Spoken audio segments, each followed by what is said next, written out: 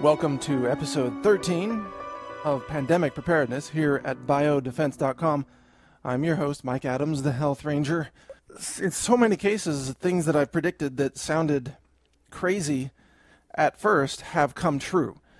This is true in health. I was talking about the cancer preventive effects of vitamin D years before the mainstream media would dare even talk about that. I talked about the rise of superbugs years before they really became an acknowledged problem. And even in this course, I predicted many of the things that have unfolded, such as Ebola arriving in America, even though it happened faster than I thought it would. I predicted the quarantines, the medical martial law, the food shortages in Sierra Leone, and so many other elements of this that are unfolding almost exactly as I predicted and warned in this course. Remember, most of the episodes here on biodefense.com were posted before Ebola was ever diagnosed in patient zero in Dallas, Texas. So you can go back and review some of that to see that, wow, we saw this coming. But this chapter is about the economic consequences of this pandemic, and I've got an interesting track record I'll share with you briefly about making financial predictions.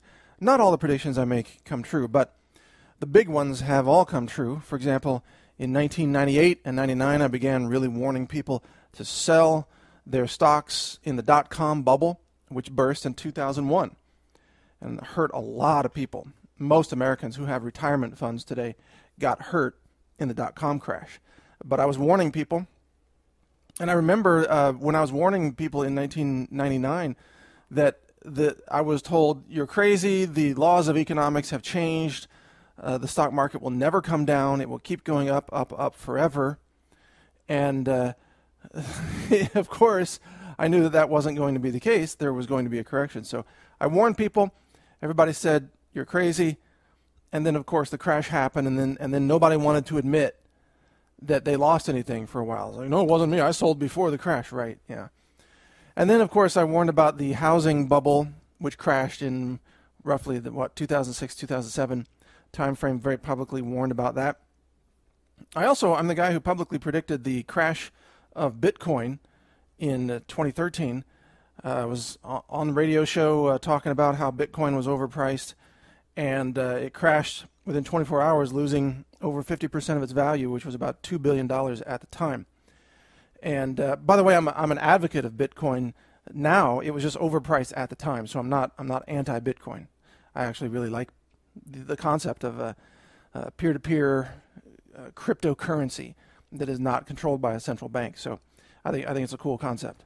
But what I'm here to warn you about today is the economic consequences of Ebola spreading throughout the United States. Very few people have thought ahead this far. And what you're about to hear is quite shocking, because it is my belief, and I'll lay out why, that Ebola, if it spreads in America, it would catalyze the global economic collapse that has long been coming. It's been imminent for a long time because of the currency manipulations, the global debt pyramid schemes, the derivatives held by banks, all the heavily leveraged banking fiascos and even criminal conduct.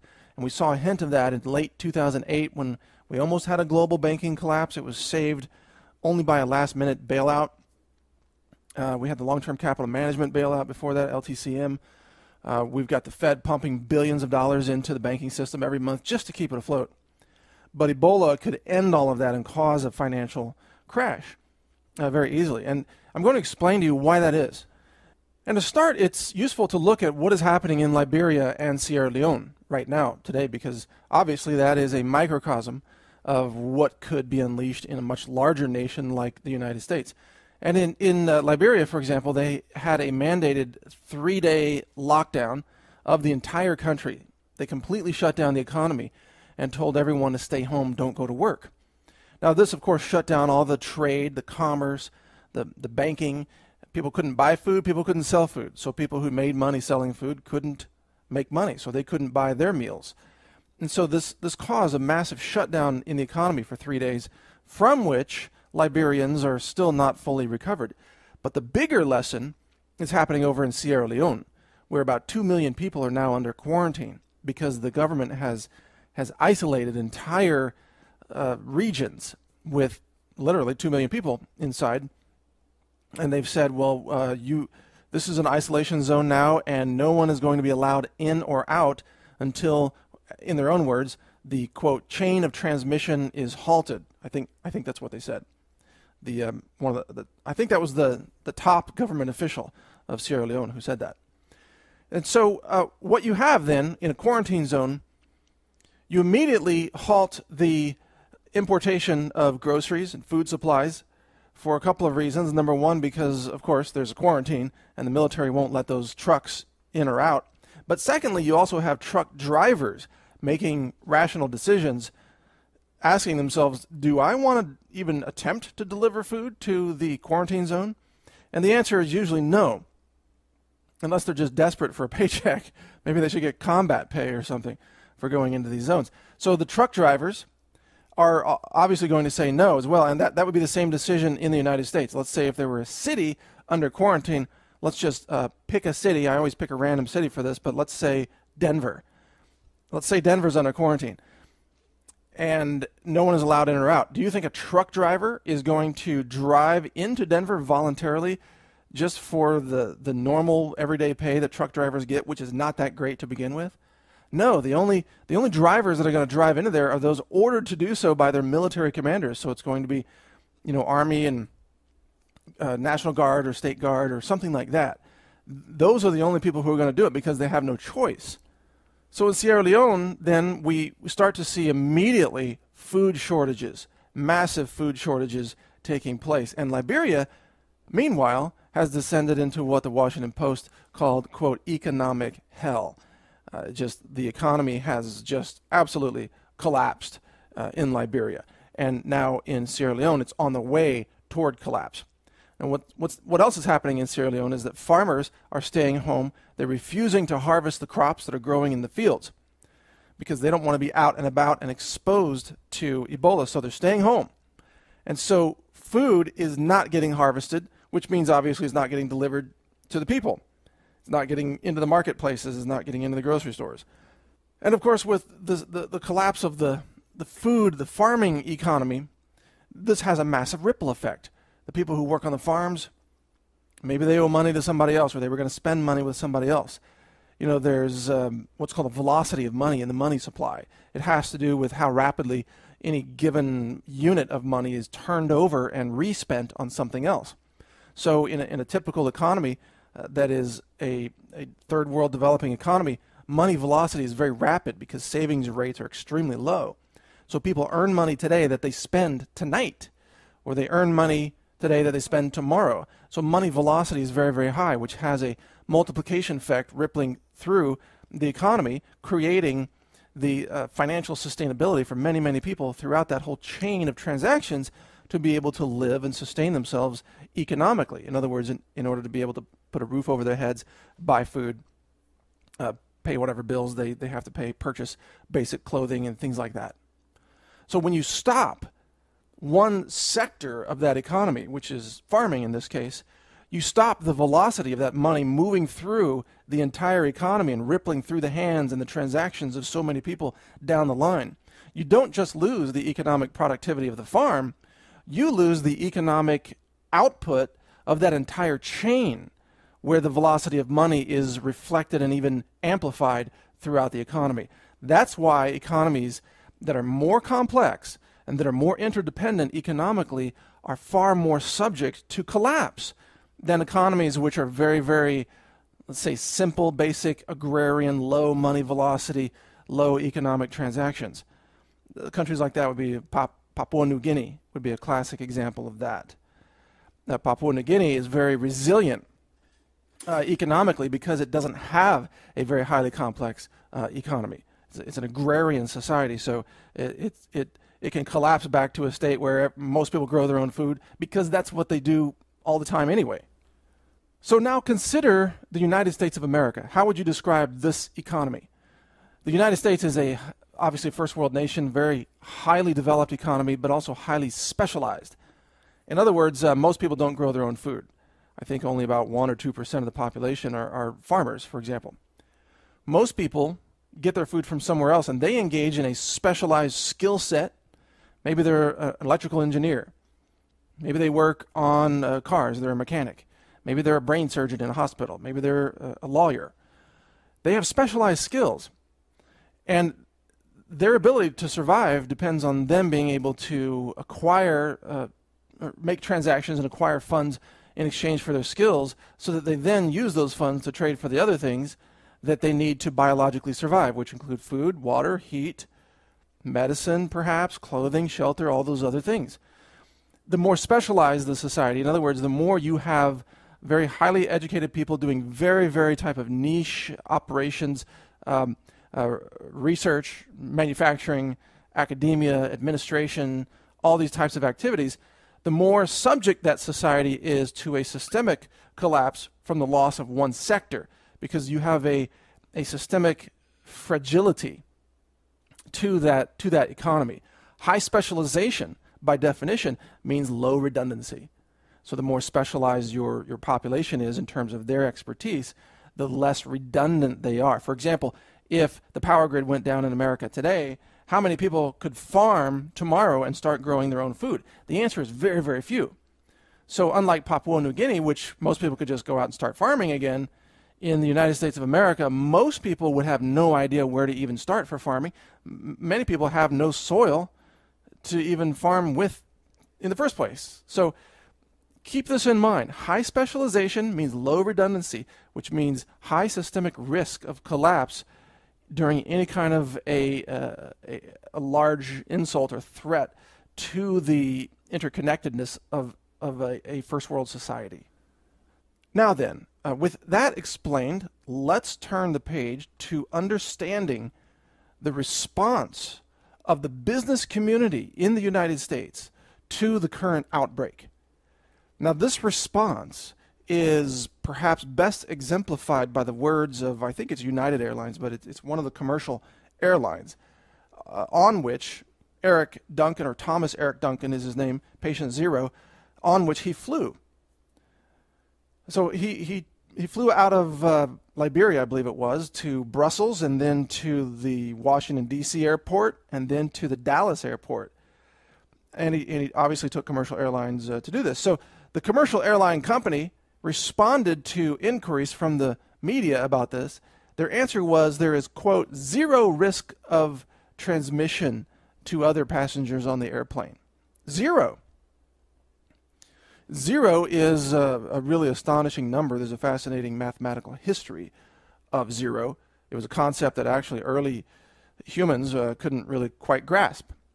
And even to this day, it is somewhat of a mystery. For example, what is 2 divided by 0? The answer is a concept that the human mind cannot grasp. But the airline says there's zero risk of transmission. That is astonishing, because that airplane carried a person who was infected with Ebola, and Ebola is transmissible through aerosols. If this person had been symptomatic and sneezed or coughed or bled a little bit, throwing up in the airplane bathroom, for example, who knows what, then obviously he could have transmitted that disease to someone else. So clearly the risk was not zero. It was something greater than zero. Granted, it might have been very, very small. The risk might be 1 in 1,000. Not small enough, but still pretty small. Maybe it was as big as 1 in 100. Or maybe as small as 1 in 1,000,000. But it wasn't zero. So why did the airlines say zero? Here's the answer. The airline industry must now embrace a public relations philosophy of denial, for the simple reason that if people become afraid to fly on airplanes, the airline industry will collapse virtually overnight. The commercial airline industry is, on any given day, it's teetering on the edge of bankruptcy anyway. It's very difficult to make money as an airline. You've got the pilot unions to deal with, the flight attendant unions, the baggage handler unions. You've got the incredible cost of fuel, which is, I think, the number one cost of air or commercial air transportation. And then obviously you have to buy and maintain the airplanes as well. And there are a lot of other regulations and things to go through. It's a very costly, high overhead type of business. If you have a loss of as little as 10% of commercial airline traffic, some of these airlines begin to really go into bankruptcy. And if you had a pandemic scare where, let's say, it was confirmed that somebody caught Ebola on a commercial flight, you would probably see commercial flights reduced by a lot more than 10%, just because people would decide for themselves not to fly on commercial airlines. So the airlines must maintain a state of denial, saying essentially it's impossible to catch Ebola on an airplane, which is a ludicrous idea because of course it's possible. In fact, it's probably more likely there than most other places because everybody's sharing the same air. That air is recirculated throughout the cabin. You're in an enclosed space. You're locked in a giant aluminum cylinder for the duration of the flight.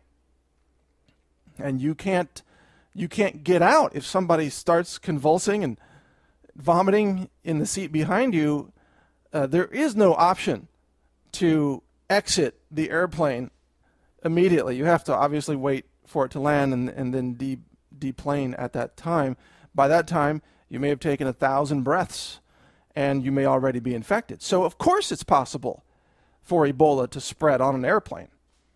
I'm not saying that it has happened. We don't have any evidence of that yet, but it is theoretically, of course, quite possible. It may be one of the primary vectors of transmission if this thing spreads across the country. But every business, including the airline business, has to first think about its own self-preservation. Businesses want to survive, and so they have to put out information that attempts to protect their interests. And if that means denying the reality of Ebola transmission, then that's what they're going to do. So of course this is a great disservice to humanity, because what happens if people being misinformed actually board a commercial flight where someone is sick with Ebola and symptomatic, and then a whole lot of people get infected, and then they all connect to their flights at some major airport such as Dallas-Fort Worth, and then you've now spread Ebola all over the country or maybe all over the world yet again. And that could be traced directly back to the airlines giving passengers bad information, when in fact maybe they would have been more responsible to tell the truth. But you can't rely on corporations to tell the truth. They're going to lie whenever they can to protect their own interests. But this is not about airlines. That was just one example. What I'd like you to do right now is to think about all of the businesses in your community or across the country that depend on the public perception of safety in crowds. I'm going to repeat that. Think about all the businesses, all the industries that depend on the public perception of safety in crowds. Airlines are just one of them, but let's look at some other sectors. What about restaurants? Who's going to go out to eat in the middle of an Ebola pandemic? Right? Big question. So you have the restaurant industry, which is, of course, going to say, it's safe to come to the Olive Garden, let's say, and eat with us. We're Ebola-free. Maybe they'll put a little logo on the door. Ebola-free dining. Yeah, right next to the Wi-Fi sticker. Free Wi-Fi and Ebola-free. What about gyms? You go to your favorite Gold's Gym to work out. What do you have there at Gold's Gym? Well, you have people sweating, which can carry Ebola, by the way, sweating all over the gym equipment. You've got sweat flinging on the floor. You've got people coughing, people sneezing.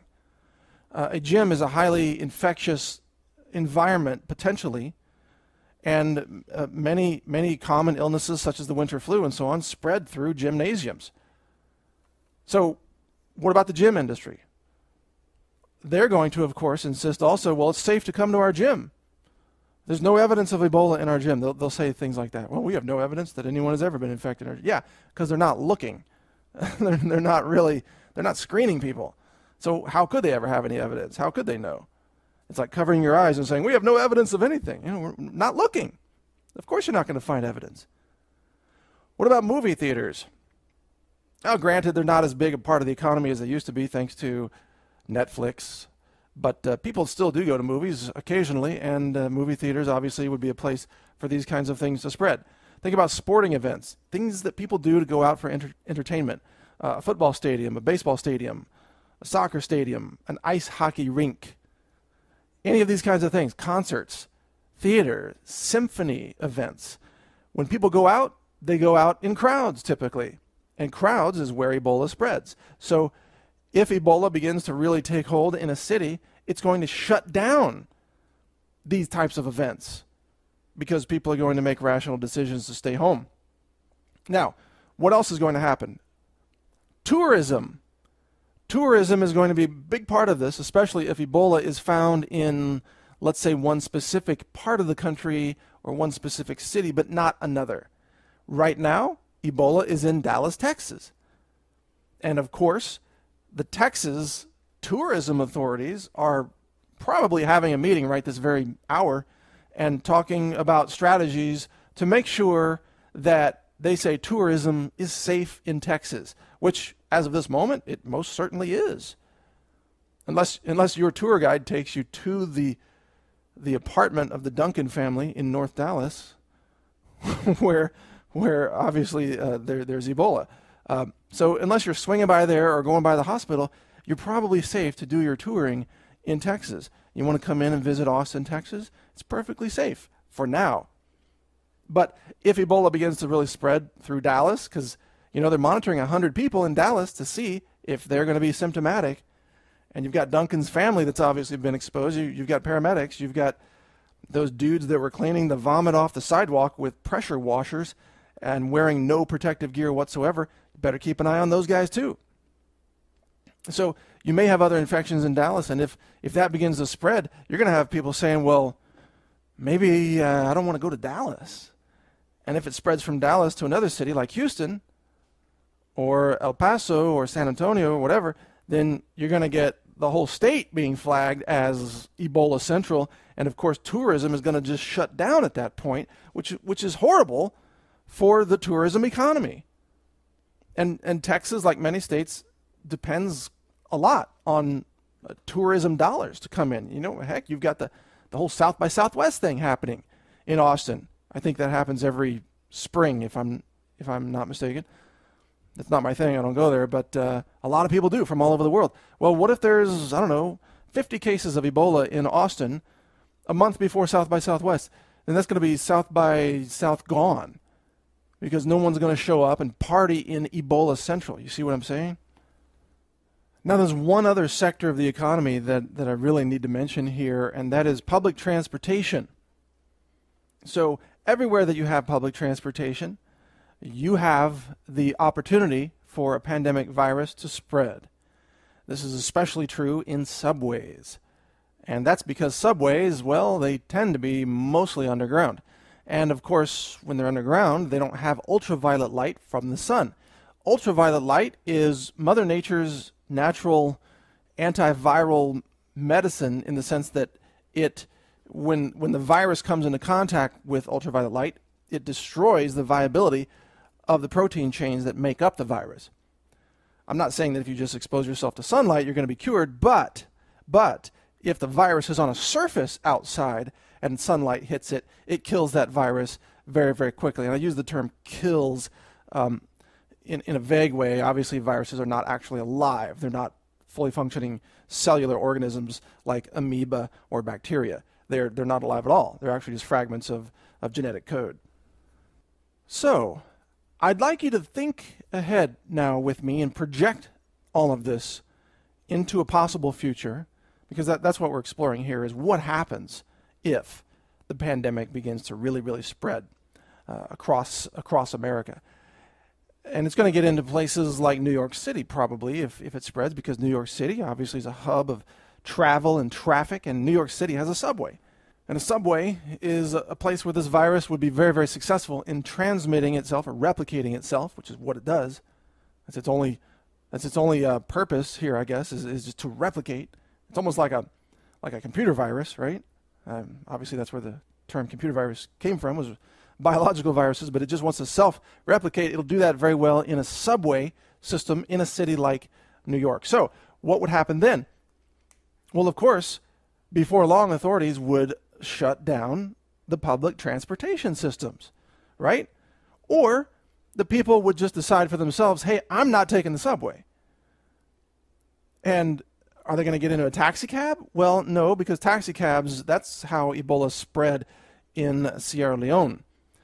Are they going to get on a city bus? Well, not really. It's the same risk as the subway for the most part.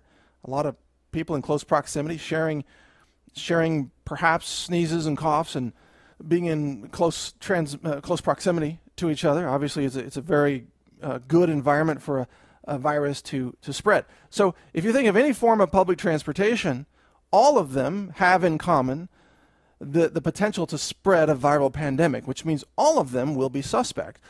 All of them will come to be completely untrusted by the public if there are confirmed cases of the virus spreading through public transportation. So remember, we talked about airlines, and that's commercial transportation, and it spreads or it has the potential to spread in airplanes, but it also, of course, has the potential to spread throughout all forms of public transportation: taxi cabs, buses, subways, airplanes, what trains. There's trains in New York. So whatever the case may be, isn't there BART in San Francisco? Isn't that that's a transportation system? Can you get Ebola on BART? Yeah, sure you can. All right, so now take this one step further. What happens if, let's back up a little bit. Public transportation serves what purpose? Primarily, it allows all the workers to get to work and put in their 8, 9, 10, 12, 15 hours and then go back home. So it is the system that provides the labor force for the economy. What economy? Well, virtually the entire economy.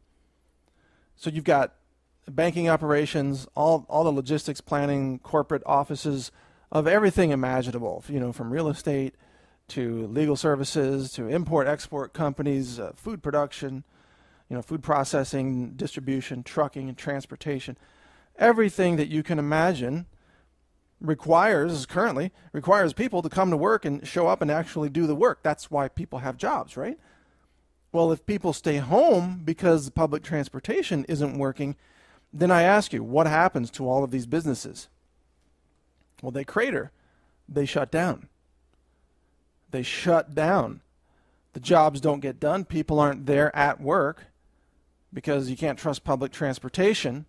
And so the businesses begin to collapse. And this is exactly what is happening in Liberia and in Sierra Leone right now, which is why we're going to be facing mass starvation in those countries in the winter and the springtime. So expect to see headlines of the United Nations saying, well, we now have a starvation crisis. We have a food crisis in these countries, and we're going to have to start donating lots and lots of food. When you see those headlines, just remember, you heard it here first. I told you that's coming. That is inevitable. I can already see that on the radar. Not difficult to make that prediction. But in America, then, what happens when you have companies where no workers are able to show up? The companies shut down. You shut down everything in that case. Everything from defense contractors who are making the guided missiles to airplane parts manufacturers, auto parts manufacturers, import-export companies already mentioned. So suddenly you have a national economy which is, remember, highly specialized and less redundant. Now you have a systemic insult to that economy, which is the lack of workers. You can't run a national economy today without workers. And believe me, that's the only reason that businesses value workers at all. They need you. They need you to keep themselves going. If they could replace you with a robot, they would have done it long ago. And that day may be coming actually in a few decades, but it's not here yet, so they need you today. When you're not there, or when another 100 million workers across the economy are not there, things shut down. Things start to crater. So, how much redundancy or cushion is there in the business community in America? How many businesses could survive 30 days, 60 days, 90 days with no workers, no income, no revenues, no profits, but they still have all their overhead, right? They're still supposed to be making debt payments. They're supposed to be paying back the bank. They're supposed to be paying their suppliers. They're supposed to be paying the local electric bill. So they've got all these bills they're supposed to be paying, which gets back to what we talked about before, the velocity of money moving through multiple layers of transactions throughout the economy. But now you've got a company that can't make any of those payments because it's got no revenues. So what happens? The company stops making payments, perhaps declares bankruptcy, or perhaps just does nothing, because there might be so many companies declaring bankruptcy all at once that the bankruptcy courts couldn't even possibly handle it. Maybe there'll be a giant national financial amnesty declared. All debts are now gone. It might come down to some radical solution like that by the end of this if it really gets out of control. But you're going to have this ripple effect of losses throughout the economy. So the company, no workers show up, the company can't pay its bills.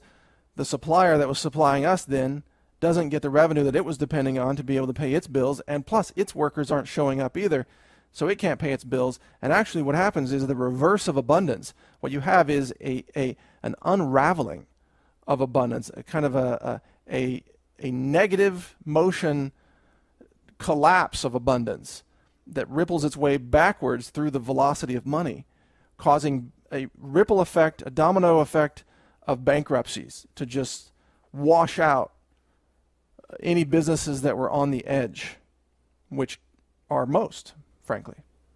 And that's just the commercial side of this. Think about the personal/family side of this.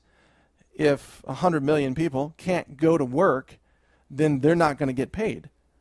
And they're especially not going to get paid because their employer is probably bankrupt within 30 days anyway, for the reasons I just mentioned. So people who had good jobs, they were paying their bills. Well, for the most part, if they're American, they were barely paying their bills.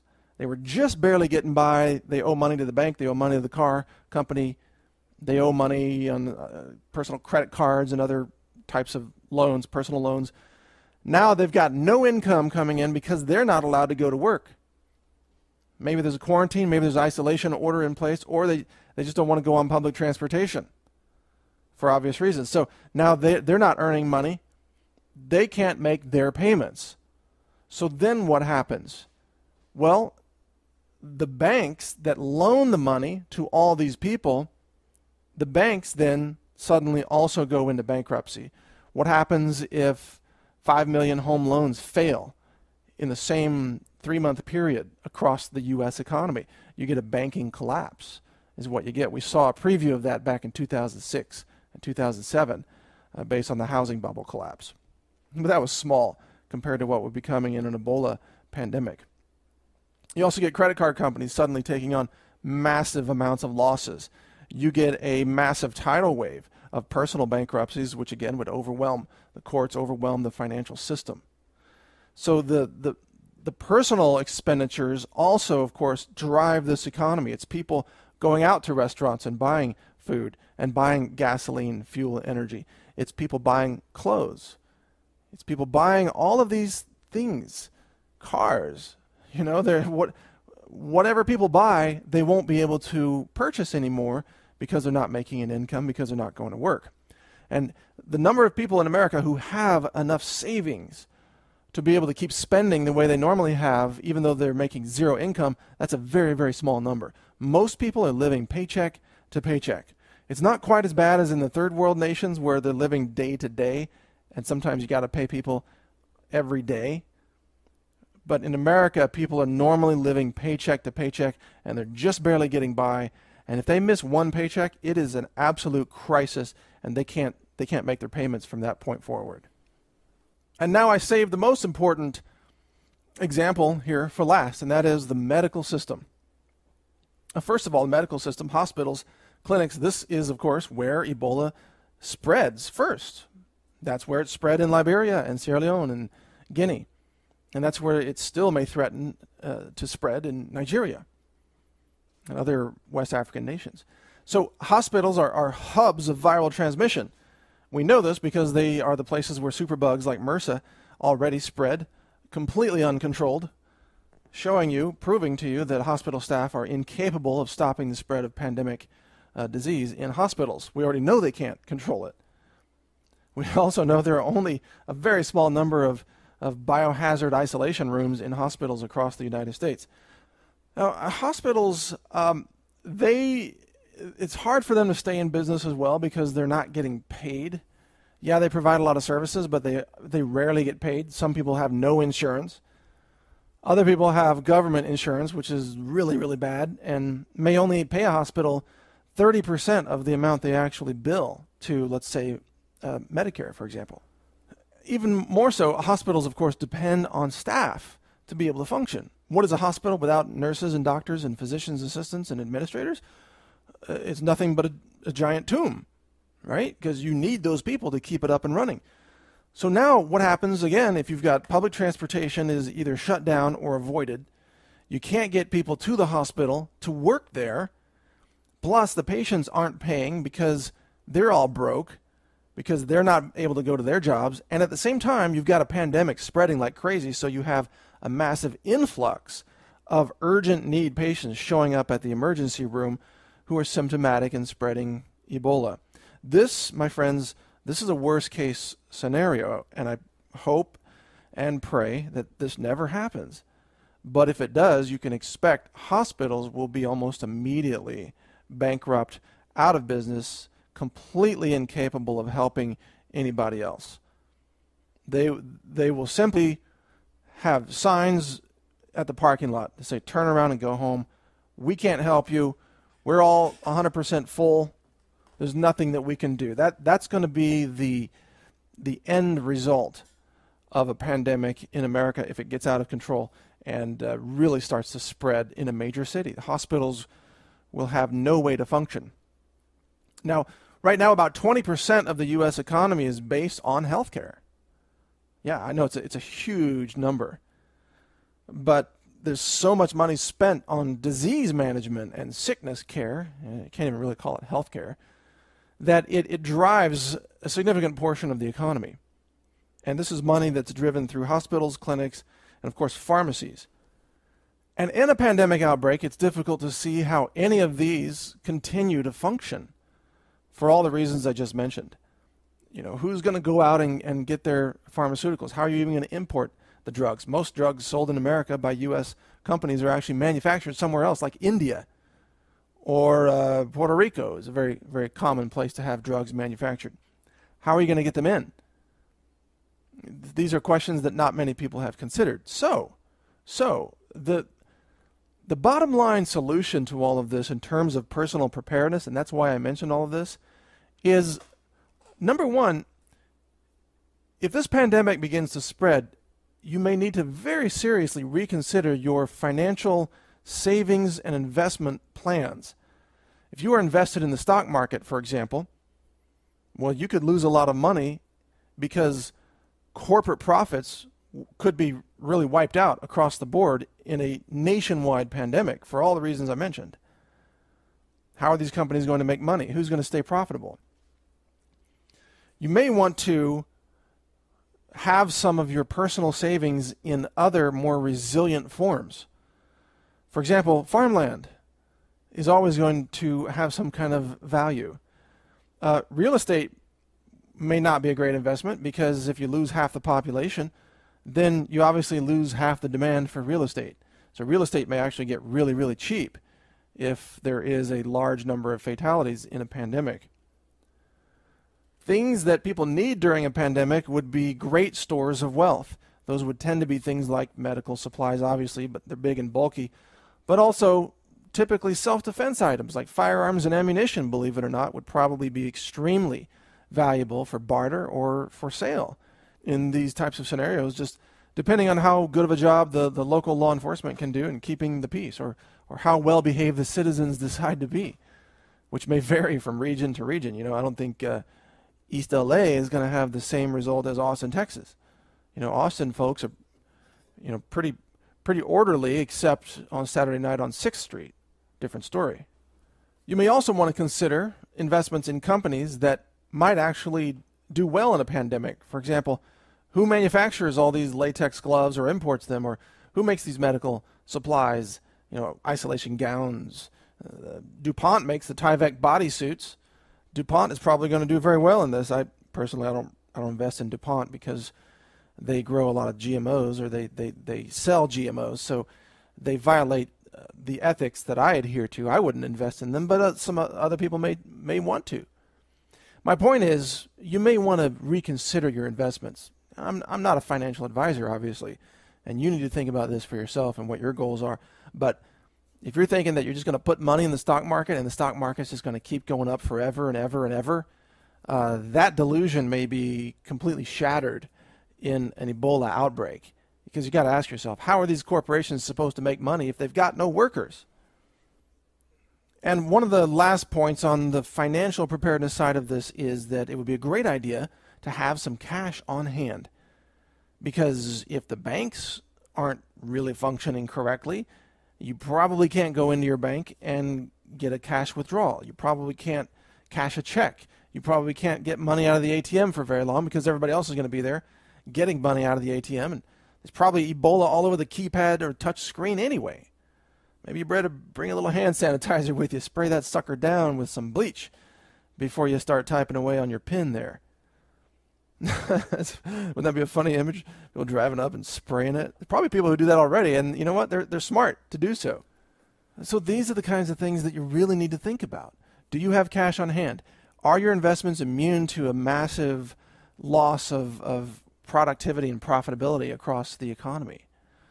Are you invested in some industry that is extremely vulnerable to a loss of the public trust in the safety of gathering in crowds? For example, if your money's in restaurants, if your money's in airlines, if your money is in transportation companies, or any of those other examples I mentioned, sporting events, for example, then you may want to really seriously rethink that if this pandemic begins to spread. Now, I realize that at the time I'm recording this, there's only one confirmed case in Dallas, Texas, and that's it in the country. But chances are there are going to be more and more cases in other cities. So what I'm trying to do is help you really, really think ahead. And again, my intention and my hope is that these scenarios that we're exploring here never come to pass. Obviously, we don't want massive death and massive suffering. But if it does happen, then we want you to be as protected as possible. And that means you need to consider the financial aspects of this. How can you be safe financially? How can you prepare your investments or savings for a pandemic? And how can you make sure you have enough cash on hand in order to be able to barter and trade with people? Now, of course, gold is always a great option. Gold and silver, precious metals, always have inherent value. And if you know someone who can get you some gold at a good, fair price, it might be worth considering that as well. But I do think that cash will continue to be effective. This is not, at first at least, it's not a crash of the faith in the money system. This is a crash of the faith in the safety of crowds, which has an economic impact. But this is not the complete downfall of the money system. Although, interestingly, one could lead to another. The collapse of the economy could lead to the collapse of the money supply. But that is a more long-term type of possibility, and it's very unclear the dynamics of that. In the meantime, cash will very likely remain completely viable because most people's trust in green money will continue to be in place. And remember, cash has value solely because people have faith in those green pieces of paper with holograms and tracking strips that are called dollars. And as long as people do, you can go ahead and trade those dollars for goods and services. So get yourself squared away on all of these, all these areas. Have savings, have cash, reevaluate your investment portfolios and your savings portfolios if you've got them. Think about where you're putting investments from this moment forward. Think about which industries are potentially made less profitable by a loss of faith in the safety of crowds. And think about which industries might become more valuable in a pandemic outbreak. And so there is a downside and an upside to this depending on which companies you choose to go with. So I hope you found this to be valuable. There are more episodes coming here. I still have the episode scheduled to record on how to take care of yourself or a family member in your own home if you are turned away from the hospital during an Ebola pandemic. That section, that chapter is coming up, but it keeps getting interrupted with these other more urgent conversations. But I hope you find value in this.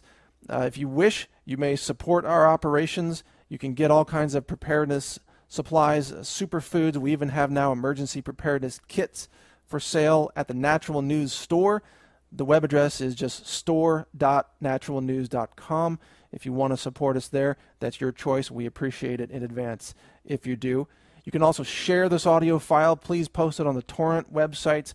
Please share it elsewhere. Just give us credit. Link back to biodefense.com if you would, please. I would greatly appreciate that. And that will give us the momentum and the traffic that we need to continue recording more and more informational chapters for this course. I'm not sure how many chapters we're going to end up with here. It's anybody's guess. Could be from 14 to 20. Not sure. But sooner or later I will wrap this up, and I'm going to be launching another website called preppermistakes.com. And there we're going to be covering all the common mistakes that preppers make while giving people solutions to those common mistakes. That should be a very interesting, very informative website as well. In the meantime, I thank you for your attention. And my name is Mike Adams. I'm the Health Ranger. And keep checking back here on biodefense.com for more free audio chapters. I'll talk to you then.